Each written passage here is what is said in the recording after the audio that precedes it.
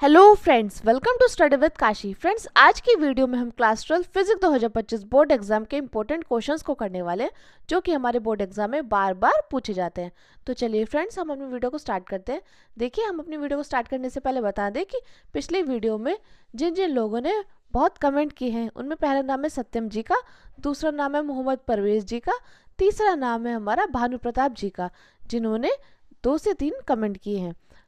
तो देखिए फ्रेंड्स, अगर आपको भी अपना नाम वीडियो में बुलवाना है तो आप भी कमेंट करिए वीडियो के नीचे, और अपना नाम और आप किस जिले से हैं और आपका इस बार कितना टारगेट है एग्ज़ाम में लाने का, वो ज़रूर कमेंट करके बताइएगा। तो देखिए फ्रेंड्स, हम अपने क्वेश्चन को स्टार्ट करते हैं। लॉरेंज बल क्या है?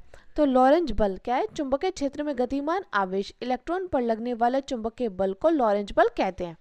लॉरेंज बल क्या है? चुंबकीय क्षेत्र में गतिमान आवेश इलेक्ट्रॉन पर लगने वाले चुंबकीय बल को लॉरेंज बल कहते हैं। यदि क्यू आवेश v वेग से चुंबकीय क्षेत्र b की दिशा से थीटा कोण पर गति करे तो उस पर कार्य करने वाला लॉरेंज बल होगा F बराबर Q V B sine theta. तो देखिए लॉरेंज बल क्या होता है। यहाँ पे देखिए लॉरेंज बल क्या है। लॉरेंज बल है कि चुंबकीय क्षेत्र, ये मान लीजिए ये क्या है, ये हमारा चुंबकीय क्षेत्र है, इस पर कोई इलेक्ट्रॉन है। अब इस इलेक्ट्रॉन पर लगने वाले बल को क्या बोलेंगे? चुंबकीय बल बोलेंगे। चुंबकीय बल को क्या बोलेंगे? लॉरेंज बल बोलेंगे। फिर से देख लीजिए, ये क्या मान लीजिए, ये है हमारा चुंबकीय क्षेत्र, इस पर कोई आवेश गतिमान है। अब इस पर लगने वाले चुंबकीय बल को क्या बोलेंगे? लॉरेंज बल कहते हैं। अब हम लिखते हैं कि यदि क्यू आवेश v वेग से चुंबकीय क्षेत्र b की दिशा से थीटा कोण पर गति करे तो उस पर कार्य करने वाला लॉरेंज बल होगा F बराबर Q V B sine theta. देखिए फ्रेंड्स, आपको लॉरेंज बल का सूत्र अच्छे से पता होना चाहिए, क्योंकि बहुत बार हमसे एमसीक्यू में पूछा गया है कि लॉरेंज बल का सूत्र क्या है। तो आपको पता होना चाहिए लॉरेंज बल का सूत्र है F बराबर Q V B sine theta. अब देखिए फ्रेंड्स, हमारा अगला मोस्ट इंपॉर्टेंट क्वेश्चन है, एम्पेयर का परिपथीय नियम लिखिए। तो देखिए फ्रेंड्स, मोस्ट इंपॉर्टेंट क्वेश्चन है एम्पेयर का परिपथीय नियम। तो देखिए, किसी बंद वक्र के परितः चुंबकीय क्षेत्र की तीव्रता का रेखा समाकलन यानी कि लाइन इंटीग्रल उस बंद वक्र द्वारा घिरे क्षेत्रफल में से गुजरने वाली कुल वैद्युत धारा का म्यू नॉट गुना होता है। फिर से देख लीजिए, एम्पेयर का परिपथीय नियम क्या है। एम्पेयर का परिपथीय नियम क्या है? किसी बंद वक्र के परितः चुंबकीय क्षेत्र की तीव्रता का रेखा समाकलन यानी कि लाइन इंटीग्रल उस बंद वक्र द्वारा घिरे क्षेत्रफल में से गुजरने वाली कुल वैद्युत धारा का म्यू नॉट गुना होता है, यानी कि phi into vector B into D L vector is equal to mu naught into I. तो देखिए, एम्पेयर का परिपथीय नियम क्या था कि किसी बंद वक्र के परितः चुंबकीय क्षेत्र की तीव्रता का रेखा समाकलन यानी कि लाइन इंटीग्रल उस बंद वक्र द्वारा घिरे क्षेत्रफल में से गुजरने वाली कुल वैद्युत धारा का म्यू नॉट गुना होता है, phi into B vector into D L vector is equal to mu naught I. जहाँ म्यू नॉट क्या है? म्यू नॉट हमारा निर्वात की निरपेक्ष चुंबकशीलता है। आपको पता होना चाहिए जहाँ म्यू नॉट क्या है। म्यू नॉट हमारा निर्वात की निरपेक्ष चुंबकशीलता है। तो देखिए फ्रेंड्स, मोस्ट इंपॉर्टेंट क्वेश्चन है। अब देखिए फ्रेंड्स, हमारा अगला मोस्ट इंपॉर्टेंट क्वेश्चन क्या है? गॉस की प्रमेय क्या है? तो देखिए, गॉस की प्रमेय क्या है? ये फ्रेंड्स मोस्ट इंपॉर्टेंट क्वेश्चन है, बार बार हमारी बोर्ड परीक्षा में पूछा गया है। तो देखिए, गॉस की प्रमेय क्या है? किसी बंद पृष्ठ से गुजरने वाला वैद्युत फ्लक्स उस पृष्ठ पर लगे कुल आवेश का 1/एप्सिलॉन नॉट गुना होता है। तो देखिए, गॉस की प्रमेय क्या थी? गॉस की प्रमेय, किसी बंद पृष्ठ से गुजरने वाला वैद्युत फ्लक्स उस पृष्ठ पर लगे कुल आवेश का 1/एप्सिलॉन नॉट गुना होता है, यानी कि फाई ई बराबर 1/एप्सिलॉन नॉट इंटू क्यू बराबर Q/एप्सिलॉन नॉट। तो गॉस की प्रमेय क्या है? गॉस की प्रमेय में है किसी बंद पृष्ठ से गुजरने वाला वैद्युत फ्लक्स उस पृष्ठ पर लगे कुल आवेश का 1/एप्सिलॉन नॉट गुना होता है, यानी कि फाई बराबर 1/एप्सिलॉन naught into Q is equal to Q/एप्सिलॉन नॉट। अब देखिए फ्रेंड्स, अगर आपसे क्वेश्चन 2 मार्क्स में पूछा जाए तो आप क्या करेंगे? आप गॉस की प्रमेय बस यहाँ तक लिख दोगे कि किसी बंद पृष्ठ से गुजरने वाला वैद्युत फ्लक्स उस पृष्ठ पर लगे कुल आवेश का 1/एप्सिलॉन नॉट गुना होता है, और फाई बराबर Q/एप्सिलॉन नॉट। बस आप इतना लिखकर छोड़ दोगे तो एग्जामिनर आपको 2 में से 2 मार्क्स देगा। लेकिन अगर आपसे क्वेश्चन 5 मार्क्स में पूछा जाए तो आप क्या करेंगे? आप ये प्रमेय से लिखेंगे और फिर आप इसकी उत्पत्ति ये सभी लिखेंगे। तो देखिए, हम मानते हैं ये क्या है? ये हमारा है गॉसियन पृष्ठ। क्या मानते हैं फ्रेंड्स? हम मानते हैं कि ये क्या है? हमारा गॉसियन पृष्ठ है। इस पर कोई बिंदु हमने ओ ले लिया। क्या ले लिया फ्रेंड्स? इस पर हमने कोई बिंदु ओ ले लिया, और इस ओ बिंदु पर हमने प्लस क्यू आवेश क्या करा? प्लस क्यू आवेश से कोई बिंदु, प्लस क्यू आवेश से आर दूरी पर कोई बिंदु हमने क्या मान लिया? पी मान लिया। क्या मान लिया फ्रेंड्स? पी मान लिया। अब क्या है? अब इस P से वैद्युत क्षेत्र की तीव्रता को मिला दिया, फिर ये क्या है, ये DA वेक्टर है और ये है, ये जो गोला है ये है DA, इसका नाम हमने DA रख दिया। अब DA वेक्टर और वेक्टर E का क्या बीच क्या करेंगे, हम थीटा कोण बना देंगे। जब हमने थीटा कोण बनाया तो यहाँ पे क्या है, DA के द्वारा, इस DA के द्वारा, क्योंकि देखिए ये पूरा क्या है, पूरा DA, तब DA के द्वारा बिंदु O पर बनाएगा क्या है, ये घनकोण। DA के द्वारा बिंदु O पर क्या बना दिया गया, घनकोण बना दिया गया, जिसे हमने नाम दिया D ओमेगा।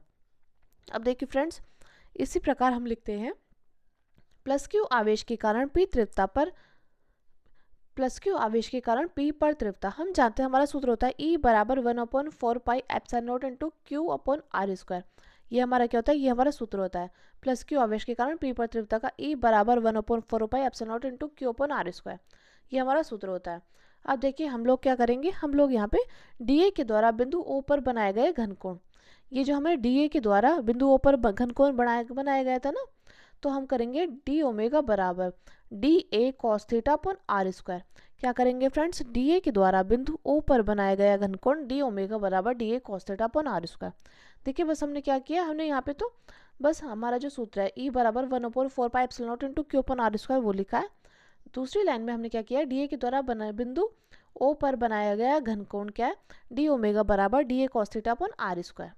अब देखिए फ्रेंड्स, हम अपनी अगली लाइन में लिखेंगे DA से गुजरने वाला वैद्युत फ्लक्स। अब इस DA से गुजरने वाला वैद्युत फ्लक्स क्या है, D फाई बराबर वेक्टर इंटू DA वेक्टर। अब DA से गुजरने वाला वैद्युत फ्लक्स क्या था, D फाई बराबर vector E into DA vector. अब हम जानते हैं कि हमारा फॉर्मूला है A vector into B vector का is equal to AB cos theta. अब जानते हैं हम कि हमारा फॉर्मूला क्या है, vector A into vector B बराबर AB कॉस थीटा, ये हमारा सूत्र होता है। अब देखिए फ्रेंड्स, अब हम क्या करेंगे, हम अपना सूत्र क्या करेंगे, यहाँ पर लगा देंगे। हम यहाँ पे लिखते हैं D फाई बराबर E into DA into cos theta, ये हमारा सूत्र होता है D फाई बराबर E into DA cos theta. अब जानते हैं हम D फाई बराबर E के किसके बराबर होता है, E बराबर होता है 1/4 pi epsilon not into Q upon R square के।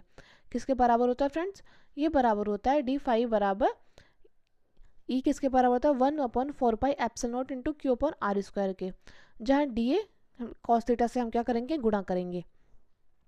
तो देखिए अब हम क्या करेंगे, हम यहाँ पे D फाई लिखेंगे और Q upon 4 pi epsilon not हम एक जगह लिख देंगे और DA cos theta upon R square हम एक जगह लिख देंगे, क्योंकि हम जानते हैं कि हमारा जो DA के द्वारा बिंदु O पर बनाया गया घनकोण था वो किसके बराबर था, वो था D ओमेगा बराबर, यहाँ पर देख लीजिए फ्रेंड्स, D ओमेगा बराबर DA cos theta upon R square, ये हमारा था। अब देखिए हम लोग क्या करेंगे, हम लोग यहाँ पे लिखते हैं D फाई बराबर Q upon 4 pi epsilon not into DA cos theta upon R square. अब देखिए इस DA cos theta upon R square की जगह क्या कर देंगे, इस सारे की जगह हम करेंगे D ओमेगा, यानी कि D फाई बराबर Q upon 4 pi epsilon not into D omega. अब हम लोग क्या करेंगे, हम लोग यहाँ पे संपूर्ण पृष्ठ से गुजरने वाला वैद्युत फ्लक्स निकालेंगे। तो देखिए वो कैसे निकालेंगे, यहाँ पे हम करेंगे फाई बराबर Q upon 4 pi epsilon not. अब देखिए संपूर्ण पृष्ठ से पूछा है ना, तो हम संपूर्ण पृष्ठ से जब पूछा जाता है तो क्या लगता है, समाकलन लगता है। तो देखिए यहाँ पे हम समाकलन कर देंगे D ओमेगा, और हम जानते हैं समाकलन D ओमेगा का मान क्या होगा, 4 पाई होगा। ये हम क्या, ये हमारा सूत्र है, ये हम जानते हैं। तो हम क्या करेंगे, इस समाकलन D ओमेगा की जगह क्या कर देंगे, 4 पाई कर देंगे, यानी कि हो जाएगा Q E बराबर वो फाई E बराबर Q upon 4 pi epsilon not into 4 पाई। इस 4 पाई से वो ये 4 पाई कट जाएगा, अब क्या बचेगा, फाई बराबर Q upon epsilon not into 1। तो अब देखिए जब हम इसकी गुणा इसमें करेंगे तो आ जाएगा फाई बराबर Q अपॉन एप्सिलॉन नॉट। तो फ्रेंड्स मैं उम्मीद करती हूँ आपको गॉस की प्रमेय अच्छे समझ में आ गई होगी। अगर आपको वीडियो अच्छी लग रही है तो प्लीज़ फ्रेंड्स लाइक करिएगा और ज़्यादा से ज़्यादा लोगों में शेयर ज़रूर करिएगा। और देखिए फ्रेंड्स, आप अपना नाम और आप किस ज़िले से हैं और आपका इस बार कितना टारगेट है लाने का वो ज़रूर बताइएगा। इससे क्या होगा, इससे हमें ये पता चलेगा कि हमारी वीडियो कहाँ कहाँ तक पहुँच पा रही है और कितने लोगों को हेल्प मिल पा रही है हमारी वीडियो से। तो देखिए फ्रेंड्स, अब हमारा अगला क्वेश्चन है, किसी विद्युत परिपथ में 1 वाट शक्ति से क्या अभिप्राय है। तो देखिए फ्रेंड्स, मोस्ट इंपॉर्टेंट क्वेश्चन है कि किसी वैद्युत परिपथ में 1 वाट शक्ति से क्या अभिप्राय है। तो हम लिखते हैं, यदि किसी वैद्युत परिपथ में 1 सेकंड में 1 जूल ऊर्जा व्यय हो तो परिपथ में व्यय शक्ति 1 वाट के बराबर होती है। देखिए फ्रेंड्स, फिर से देखिए, किसी वैद्युत परिपथ में 1 वाट शक्ति से क्या अभिप्राय है। यदि किसी वैद्युत परिपथ में 1 सेकंड में 1 जूल ऊर्जा व्यय हो तो परिपथ में व्यय शक्ति 1 वाट के बराबर होती है, ये हमें पता है। अब देखिए फ्रेंड्स, हमारा अगला क्वेश्चन है वैद्युत परिपथ के लिए किरचॉफ का प्रथम नियम। अब देखिए, किरचॉफ ने हमारे कितने नियम दिए थे। किरचॉफ ने 2 नियम दिए थे। पहला नियम था धारा का नियम, इस चीज को हम संधि का नियम भी बोलते हैं, और दूसरा था हमारा वोल्टा का नियम, जिसे हम बंदपाश का नियम भी बोलते हैं। तो देखिए, वैद्युत परिपथ के लिए किरचॉफ का प्रथम नियम क्या था। यहाँ पे हम लिखते हैं, किसी वैद्युत परिपथ में किसी भी संधि पर मिलने वाली सभी धाराओं का बीजगणितीय योग क्या होता है, 0 होता है, यानी कि सिग्मा आई बराबर 0। तो वैद्युत परिपथ के लिए किरचॉफ का प्रथम नियम क्या था, किसी वैद्युत परिपथ में किसी भी संधि पर मिलने वाली सभी धाराओं का बीजगणितीय योग क्या होता है, 0 होता है, यानी कि सिग्मा आई बराबर 0। अब देखिए फ्रेंड्स, हमारा अगला मोस्ट इंपॉर्टेंट क्वेश्चन क्या है। अगला हमारा मोस्ट इंपॉर्टेंट क्वेश्चन है, दिए गए परिपथ में धारा आई का मान ज्ञात कीजिए। यानी कि हमें क्या दिया गया, हमें ये चित्र दिया गया, यहाँ पर O है, बिंदु O, इस पर क्या है, इस पर संधि आकर मिल रही है, और इनका ये I है, ये यहाँ पर संधि आ रही है तो 6 से, यहाँ संधि दूर जा रही है 3A, यहाँ संधि पास आ रही है तो 3A, और देखिए यहाँ संधि दूर जा रही है तो 10A। हमें क्या करना है, हमें ये न्यूमेरिकल दिया गया है और हमें बोला गया है I का मान निकालना। हम जानते हैं कि हमारा किरचॉफ के प्रथम नियम में एक सूत्र है सिग्मा I बराबर 0, यानी कि कुल धाराओं का योग किसके बराबर होगा, 0 के बराबर होगा। तो हम लोग यहाँ पे लिखते हैं किरचॉफ के नियम से संधि O के लिए। तो यहाँ पे देखिए, हम जानते हैं सिग्मा I बराबर 0। अब देखिए हमें क्या निकालना है, हमें I का निकालना है, तो हम क्या करेंगे, यहाँ पे प्लस I कर देंगे। अब देखिए, ये जो है ये धारा संधि की ओर आ रही है, यानी कि 6 एम्पियर, तो हम करेंगे प्लस 6A। अब देखिए, आप देख पा रहे होंगे ये संधि से दूर जा रही है, यानी कि -3A। अब देखिए, ये फिर से संधि की ओर आ रही है तो 3A, और ये संधि से दूर जा रही है तो -10A, बराबर किसके, 0 के। अब देखिए, इससे ये कैंसिल हो जाएगा। अब 6 से -10A बराबर 0, तो I प्लस ये किसके बराबर होगा, -4A के। I plus -4A is equal to 0, तो हो गया I बराबर 4 एम्पेयर। मैं उम्मीद करती हूँ फ्रेंड्स आपको न्यूमेरिकल अच्छे से समझ में आ गया होगा। अब देखिए फ्रेंड्स, हमारा अगला मोस्ट इंपॉर्टेंट क्वेश्चन क्या है। अगला हमारा मोस्ट इंपॉर्टेंट क्वेश्चन है 7n14, नाभिक पर कूलाम में आवेश की गणना कीजिए। तो देखिए, हम क्या करेंगे, 7n14, नाभिक में प्रोटॉनों की संख्या कितनी है, प्रोटॉनों की संख्या कितनी है फ्रेंड्स, 7। तो हम करेंगे तो नाभिक पर उपस्थित आवेश, यानी कि Q बराबर Ne। हम जानते हैं N कितना हमारा 7 है, और E क्या है, E हमें ऐसा कैसे, हम जानते हैं कि हमारा E का मान क्या होता है, E का मान होता है हमारा 1.6 × 10⁻⁻19 कूलाम, ये हमारा E का मान होता है। देखिए बस हमने यहाँ पे क्या किया है, हमने यहाँ पे हमें दिया गया था 7, 9 and 14 में नाभिक में प्रोटॉनों की संख्या निकाल ली हमने, जो कि 7 आई। फिर अब हम लिखते हैं नाभिक पर उपस्थित आवेश, यानी कि Q, तो Q बराबर Ne। हम जानते हैं N क्या होता है, 7 होता है, और E हमारा ऐसा कैसे, तो 7 गुणा 1.6 × 10⁻⁻19 कूलाम। तो देखिए, जब हम इसकी गुणा करेंगे तो हो जाएगा 1.12 × 10⁻18 कूलाम।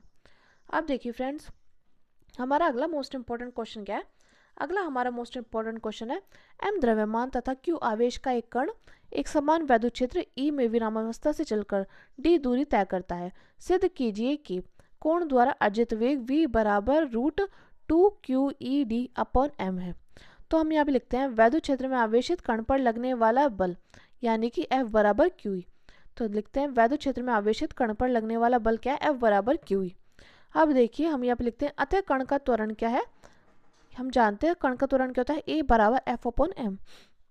क्या होता है फ्रेंड्स कण का त्वरण, A बराबर F/m, जहाँ F क्या है, F किसके बराबर होता है, QE के, और अपॉन m ऐसा का ऐसी। ये क्या हो गई, ये हो गई हमारी समीकरण 1। अब देखिए, हम जानते हैं कि यहाँ पे हम क्या करेंगे, यहाँ पे लिखा है ना, M द्रव्यमान तथा Q आवेश का एक कण एक समान वैद्युत क्षेत्र E में विरामावस्था से चलकर D दूरी तय करता है। तो सिद्ध कीजिए कि हमें यह सिद्ध करना है। तो हमें सिद्ध करने के लिए क्या करेंगे, हम यहाँ पे गति के तृतीय नियम समीकरण को लिखेंगे। तो वो क्या होती है, V² = U² + 2s, ये हमारी समीकरण होती है। तो हम लोग यहाँ पे क्या कर देंगे, हम लोग यहाँ पे लिखेंगे U बराबर 0 और A बराबर QE/m और S बराबर क्या हो जाएगा, D। तो देखिए, ये हम वैल्यू अपने समीकरण में पुट करेंगे। तो क्या हो जाएगा, ये हो जाएगा v बराबर √2QED अपॉन m। देखिए फ्रेंड्स, मैं उम्मीद करती हूँ आपको न्यूमेरिकल अच्छे से समझ में आएगा। चलिए हम एक बार रिपीट कर लेते हैं। हम लोगों को क्या करना है, यहाँ पे हमें क्वेश्चन दिया गया था m द्रव्यमान तथा q आवेश का एक कण एक समान वैद्युत क्षेत्र में e में विरामावस्था से चलकर d दूरी तय करता है, तो सिद्ध कीजिए कि कोण द्वारा अर्जित वेग v बराबर √2QED अपॉन m है। तो हम यहाँ पे लिखते हैं वैद्युत क्षेत्र में आवेशित कण पर लगने वाला बल यानी कि F बराबर QE। हम यहाँ पे लिखते हैं अतः कण का त्वरण क्या होगा, A बराबर F अपॉन m, यानी कि F किसके बराबर होता है, QE अपॉन m के। ये हमारी पहली समीकरण आ गई। अब देखिए, अब हम क्या करेंगे, गति का तृतीय नियम लगाएंगे। तो हो जाएगा v square is equal to Q square plus 2as से। तो u बराबर 0 है, a बराबर QE अपॉन m है और s बराबर क्या है, d। हम ये समीकरण जो है अपने इस सूत्र में रख देंगे। तो क्या आ जाएगा, ये आ जाएगा v square is equal to 0 plus 2QED upon m, और ये किसके बराबर हो गया, v बराबर √2QED अपॉन m, ये इसके बराबर हो गया। अब देखिए फ्रेंड्स, हमारा अगला मोस्ट इंपॉर्टेंट क्वेश्चन है, रेडियो तरंगे एवं सूक्ष्म तरंगों में किसकी आवृत्ति अधिक होती है। तो देखिए, किसकी आवृत्ति अधिक होती है, रेडियो तरंगों की आवृत्ति अधिक होती है। कई बार फ्रेंड्स हमारे एमसीक्यू क्वेश्चन में पूछा गया है कि रेडियो तरंगों और सूक्ष्म तरंगों में किसकी आवृत्ति अधिक होती है। तो देखिए, रेडियो तरंगों की आवृत्ति सबसे अधिक होती है, आपको पता होना चाहिए। अब हमारा अगला मोस्ट इंपॉर्टेंट क्वेश्चन है, प्रत्यावर्ती धारा परिपथ में प्रयुक्त एमीटर धारा के किस मान को व्यक्त करता है। तो हम लिखते हैं प्रत्यावर्ती धारा परिपथ में प्रयुक्त एमीटर धारा के वर्ग माध्य मूल मान को व्यक्त करता है। किसको व्यक्त करता है फ्रेंड्स, प्रत्यावर्ती धारा परिपथ में प्रयुक्त एमीटर धारा के वर्ग माध्य मूल मान को क्या करता है, व्यक्त करता है। अब देखिए, हमारा अगला मोस्ट इंपॉर्टेंट क्वेश्चन है, ट्रांसफार्मर का सिद्धांत क्या होता है। तो देखिए, ट्रांसफार्मर का सिद्धांत क्या होता है, ट्रांसफार्मर अनोन्य प्रेरण के सिद्धांत पर कार्य करता है। किस पर कार्य करता है फ्रेंड्स, ट्रांसफार्मर अनोन्य प्रेरण के सिद्धांत पर कार्य करता है। अब देखिए फ्रेंड्स, हमारा अगला मोस्ट इंपॉर्टेंट क्वेश्चन है, किसी प्रत्यावर्ती धारा का शिखर मान 10√2 है एम्पेयर है, तो धारा का वर्ग माध्य मूल ज्ञात कीजिए। तो हम लिखते हैं, दिया है आई नोट क्या है, 10√2 एम्पेयर। हमें क्या निकालना है, वर्ग माध्य, धारा का वर्ग माध्य मूल मान यानी कि IRMS। तो हम यहाँ पे लिखते हैं धारा का वर्ग माध्य मूल मान बराबर IRMS बराबर I नोट अपॉन √2। हम जानते हैं I नोट क्या है, 10√2 अपॉन √2। इस √2 से ये √2 कैंसिल, तो हमारा आंसर निकल कर आ गया 10 एम्पेयर। मैं उम्मीद करती हूँ फ्रेंड्स आपको ये न्यूमेरिकल अच्छे से समझ में आया होगा। फ्रेंड्स, ये वाले जो क्वेश्चन है, इस वाले पेज के जो क्वेश्चन है, ये 2-2 मार्क्स में पूछे जाते हैं, तो आप इनको अच्छे से करके जाइएगा। अब देखिए फ्रेंड्स, हमारा अगला मोस्ट इंपॉर्टेंट क्वेश्चन है, सेल तथा बैटरी में मुख्य अंतर होता है। तो किन दशाओं में सेलों का निम्नलिखित संयोजन उपयोग होता है और क्यों। श्रेणी संयोजन में, समांतर क्रम संयोजन में और मिश्रित क्रम संयोजन में। देखिए फ्रेंड्स, ये आपसे क्वेश्चन हर बार 5 मार्क्स में पूछा गया है, तो देखिए मोस्ट इंपॉर्टेंट क्वेश्चन है, इसको आप अच्छे से करके जाइएगा।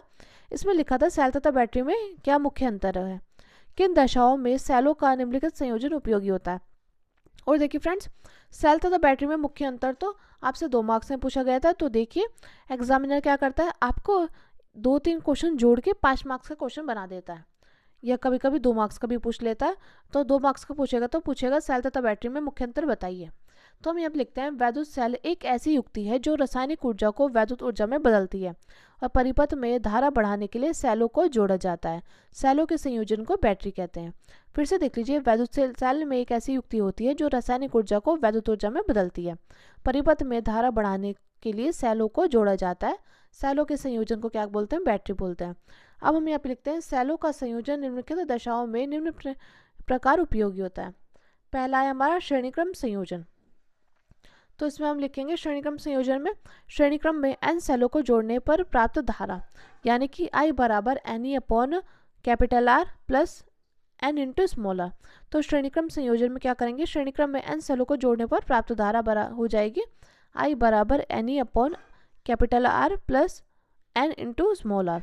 तो हम यहाँ पे लिखते हैं, यदि NR छोटा किससे है, R से, यानी कि कैपिटल R सबसे बड़ा है, तब क्या लिखेंगे, तब लिखेंगे I बराबर NE अपॉन R, ये इजिकल टू